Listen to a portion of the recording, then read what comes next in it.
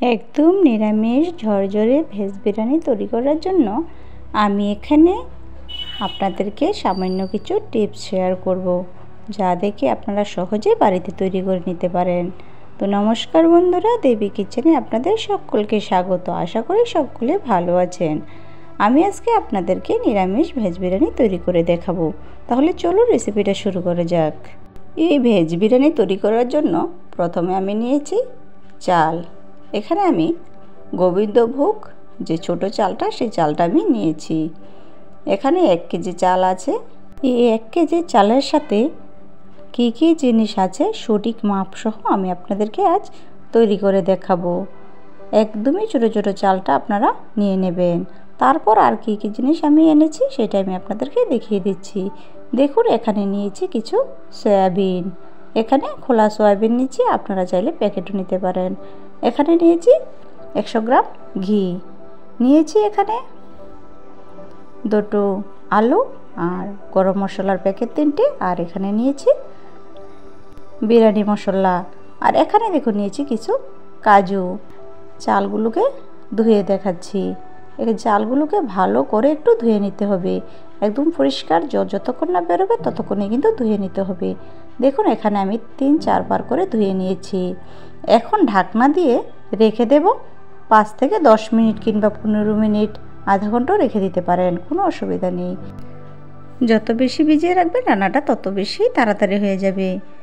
এখন আমি গ্যাসেতে কড়াই বসিয়ে তার মধ্যে সয়াবিনগুলোকে সিদ্ধ করে দিচ্ছি। সয়াবিনগুলো সিদ্ধ হয়ে গেছে, এখন আমি নামিয়ে নেব। তারপর আমি আবারও গ্যাসেতে কড়াই বসিয়ে তার মধ্যে কিছুটা ঘি অ্যাড করব। দেখুন, এখানে আমি ঘি দিয়েছি। আপনারা চাইলে এখানে সাদা তেলও ব্যবহার করতে পারেন। যতটা ঘি দেবেন রান্নাটা কিন্তু ততটাই দুর্দান্ত হবে। এখন ওই ঘিয়ের মধ্যে কাজু বাদামগুলো একটু ভেজে নিচ্ছি। একটু লাল লাল করে ভেজে নেব। দেখুন, বাদামগুলি ভাজা হয়ে গেছে। এখন আমি বাদামগুলোকে একটা থালাতে নামিয়ে নিচ্ছি। তখন ওই ঘিয়ের মধ্যে আমি গরম মশলাগুলো ভেজে নিচ্ছি। এখানে দারচিনি, এলাচি, লং, গোলমরিচ সবগুলি একসাথে ভেজে নিয়েছি। তারপর এখানে আমি আরেকটু ঘি অ্যাড করেছি। তারপর এখানে আমি যে 2টো আলু ছিল সেই আলুগুলোকে ডুমো ডুমো করে কেটে নিয়েছি। একটু বড় বড় করে আমি কেটে ধুয়ে নিয়েছি। দেখুন, একদমই বড় বড় করে কেটে নিয়েছি। এখন এর দিকে একটু ভেজে নেব পরিমাণ মতো লবণ আর হলুদ দিয়ে। আমি সবগুলো রান্নায় কিন্তু আজকে ঘিয়ের মধ্যেই করে দেখাবো। তো দেখুন, আমি আলুগুলোকে একটু ঢাকনা দিয়ে রেখে দেব একটু সিদ্ধ হওয়ার জন্য। ঢাকনা দিয়ে দিয়ে আমি 2-3 বার করে ভেজে নেব। যেহেতু আলুগুলোকে আমি আগে থেকে সিদ্ধ করিনি, সেই জন্য ঢাকনা দিয়ে ভেজে নিয়েছি। আলুগুলো কিন্তু সিদ্ধ হয়ে গেছে। দেখুন কত সুন্দর ভাজা হয়ে গেছে। এখন আলুগুলো তুলে নিচ্ছি। এখন ওই ঘিয়ের মধ্যে আমি সয়াবিনগুলো ভেজে নেব। দেখুন, সয়াবিনগুলোকে ভালো করে আমি জলটাকে ফেলে দিয়েছি চিপে চিপে। তারপর এর মধ্যে আমি দিয়ে আরেকটু ঘি দিয়ে দিলাম। তারপর দিয়ে দিলাম একটু লবণ ছিটিয়ে। এখানে আর একটু হলুদ ব্যবহার করব না। এখানে এভাবেই আমি একটু ভেজে নেব। দেখুন, সয়াবিনগুলো কিন্তু একটু ভাজা হয়ে গেছে। এখন আমি এগুলোকেও নামিয়ে নেব। তো সয়াবিনগুলোকেও আমি নামিয়ে নিয়েছি। এখন ওই কড়াইতে আমি জল দিয়ে দেব। এখানে আমি 1.5 লিটারের মতো জল সিদ্ধ করতে বসিয়ে দিয়েছি। তো দেখুন, অপর দিকে জল গরম হতে থাকুক। অপর দিকে আমি আরেকটি কড়াই বসিয়ে তার মধ্যে আরও কিছুটা ঘি অ্যাড করে দিয়েছি। এখন ঘিটার মধ্যে আমি দিয়ে দেব 2টো তেজপাতা আর 3-4টে শুকনো লঙ্কা।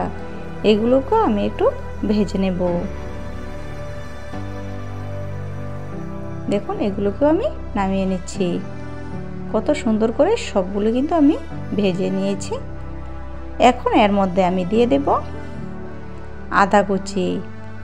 ওই ঘিয়ের মধ্যে আমি এক টুকরা আদা ভালো করে ধুয়ে কুচি কুচি করে কেটে নিয়েছি। এখন ঘিয়ের মধ্যে দিয়ে একটু ভাজা ভাজা করে দিচ্ছি। এর মধ্যে দেখবেন দারুণ একটা ফ্লেভার চলে আসবে। তখনই ধুয়ে রাখা চালগুলোকে দিয়ে দিতে হবে। তো দেখুন আমি চালগুলোকে ঘিয়ের মধ্যে দিয়ে দিয়েছি। এখন ঘিয়ের সাথে চালটাকে ভালো করে একটু ভেজে নেব। আপনারা কিভাবে রান্না করেন আমি জানি না, আমি যেভাবে আপনাদেরকে করে দেখেছি একবার এভাবে বাড়িতে ট্রাই করে দেখবেন। আশা করি সকলেরই ভালো লাগবে। আমার রেসিপিটি যদি আপনাদের ভালো লেগে থাকে তাহলে প্লিজ একটা লাইক করে দেবেন, আর পুরো ভিডিওটা দেখে কেমন হয়েছে অবশ্যই একটা কমেন্ট করে জানাবেন। তো দেখুন এখানে আমি কিছু কাঁচা লঙ্কা চিড়ে রেখে দিয়েছি, এটা দিয়ে দিলাম কিছু হলুদ গুঁড়ো, দিয়ে দিয়েছি জিরে গুঁড়ো আর ধনে গুঁড়ো, সবগুলো হাফ চামচ করে আমি অ্যাড করেছি। এখন ভালো করে আমি মশলা সহ চালগুলোকে ভেজে নেব।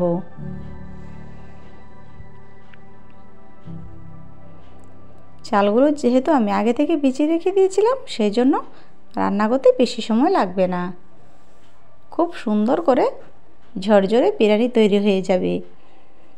এখন আমি এর মধ্যে দিয়ে দিচ্ছি স্বাদ মতো লবণটা দিয়ে এখন ভালো করে একটু ভেজে নেব। দেখবেন যখন চালটা একদমই ঝরঝরে হয়ে গেছে তখনই কিন্তু এর মধ্যে ভেজে রাখা আলু আর সয়াবিনগুলোকে আমি দিয়ে দেব, আর বাকিগুলোকে পরে অ্যাড করব।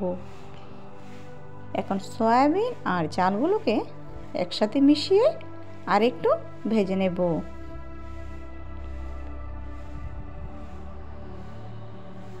দেখুন সবগুলো কিন্তু মিশিয়ে নিয়েছি। এখন এর মধ্যে আমি দিয়ে দেব যে আমি জলটা গরম করতে বসিয়েছি, সেই জলটাকে এখন আমি সবটা জলে এর মধ্যে দিয়ে দিয়েছি। এই অবস্থায় গ্যাসের আঁচটাকে একদমই লোতে রেখে কিন্তু আমি রান্নাটা করে নেব। একটু নাড়াচাড়া করে 5 থেকে 10 মিনিট মতো সিদ্ধ করে নেব। এখন এর মধ্যে ভেজে রাখা তেজপাতা, শুকনো লঙ্কা আর কাজুগুলোকে এর মধ্যে দিয়ে দিচ্ছি। দেখুন একটু ফুটিয়ে নিয়েছি। এখন এখানে 1 চামচ চিনি অ্যাড করে দিয়েছি। চিনিটা দিলে খেতে কিন্তু আরও দুর্দান্ত লাগে। এখন জলটাকে একটু ফুটিয়ে ঢাকনা দিয়ে রেখে দিয়েছি।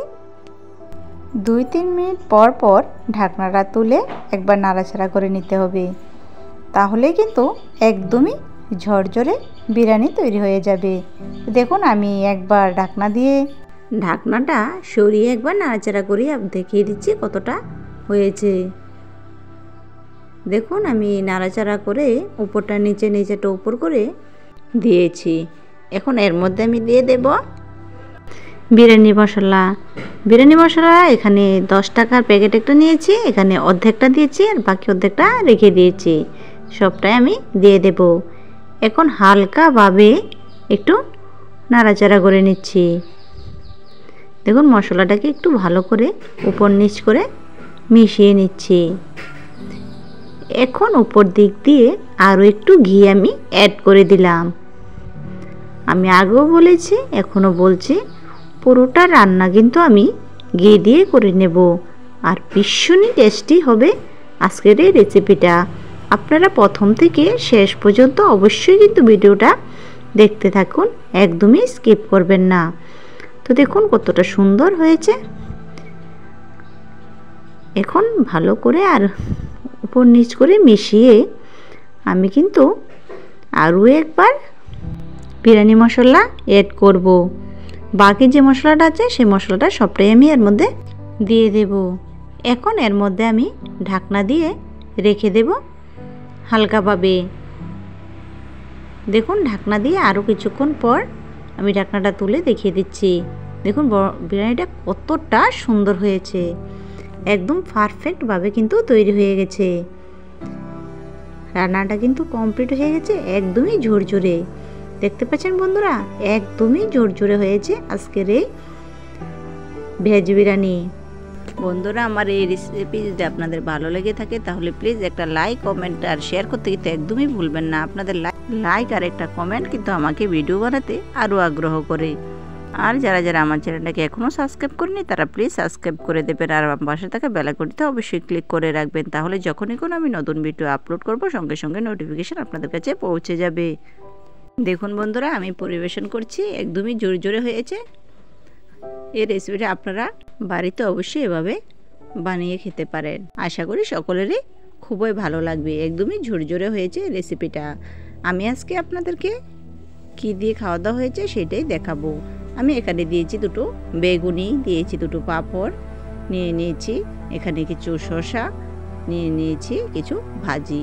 যেহেতু আমি নিরামিষ করেছি সেজন্য এখানে কোনো মাছ মাংস ব্যবহার করা হয়নি। আপনারা চাইলে এই বিরিয়ানিটা মাছ মাংস দিয়েও খেতে পারেন, তাহলে খুবই ভালো লাগবে খেতে। তাহলে বন্ধুরা, আজকের জন্য এই পর্যন্ত হয়, দেখা হবে নেক্সট ভিডিওতে। সকলে ভালো থাকবেন, সুস্থ থাকবেন। ধন্যবাদ সবাইকে।